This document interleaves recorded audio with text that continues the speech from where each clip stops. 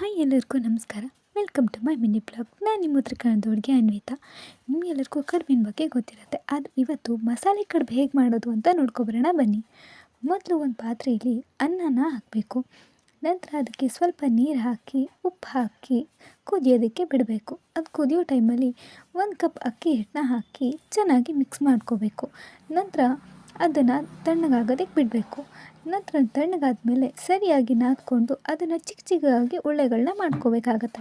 ನಂತರ ಅದನ್ನು ಒಂದು ಪಾತ್ರೆಯಲ್ಲಿ ಹಾಕಿ ಕೆಳಗಡೆ ನೀರು ಹಾಕಿ ಉಗಿಲಿ ಬೇಯೋದಕ್ಕೆ ಬಿಡಬೇಕು. ಅದು ಬೆಂದ ಮೇಲೆ ಒಂದು ಪಾತ್ರೆಯಲ್ಲಿ ಹಾಕಿ ಆರಕ್ಕೆ ಬಿಡಬೇಕು. ನಂತರ ಒಂದು ಬಾಣಲೆಯಲ್ಲಿ ಈರುಳ್ಳಿ, ಸ್ವಲ್ಪ ಎಣ್ಣೆ, ಬೇವಿನ ಸೊಪ್ಪು, ಜೀರಿಗೆ, ಕೊತ್ತಂಬರಿ ಹಾಗೆ ಸ್ವಲ್ಪ ಟೊಮೆಟೊನ ಹಾಕಿ ಚೆನ್ನಾಗಿ ಹುರ್ಕೋಬೇಕು.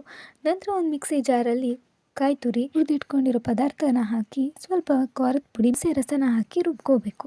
ಮಸಾಲೆ ರೆಡಿ ಆದಮೇಲೆ ಒಂದು ಪಾತ್ರೆಯಲ್ಲಿ ಎಣ್ಣೆ, ಸಾಸಿವೆ, ಜೀರಿಗೆ, ಸ್ವಲ್ಪ ಬೇವಿನ ಸೊಪ್ಪು, ಈರುಳ್ಳಿನ ಹಾಕಿ ಫ್ರೈ ಮಾಡಿಟ್ಕೊಂಡಿರೋ ಮಸಾಲೆ ಹಾಕಿ ಸ್ವಲ್ಪ ಉಪ್ಪು, ಬೆಲ್ಲ ಹಾಕಿ ನಂತರ ಬೇಯಿಸಿಟ್ಕೊಂಡಿರೋ ಕಡುಬನ್ನ ಹಾಕಿ ಮಿಕ್ಸ್ ಮಾಡಿಕೊಂಡು ಅದಕ್ಕೆ ಸ್ವಲ್ಪ ಈರುಳ್ಳಿ, ಕೊತ್ತಂಬರಿ ಸೊಪ್ಪನ್ನ ಉದುರಿಸ್ಕೊಂಡು ಮಿಕ್ಸ್ ಮಾಡಿಕೊಂಡ್ರೆ ರುಚಿಕರವಾದ ಮಸಾಲೆ ಕಡುಬು ಸವಿಯಲು ಸಿದ್ಧ.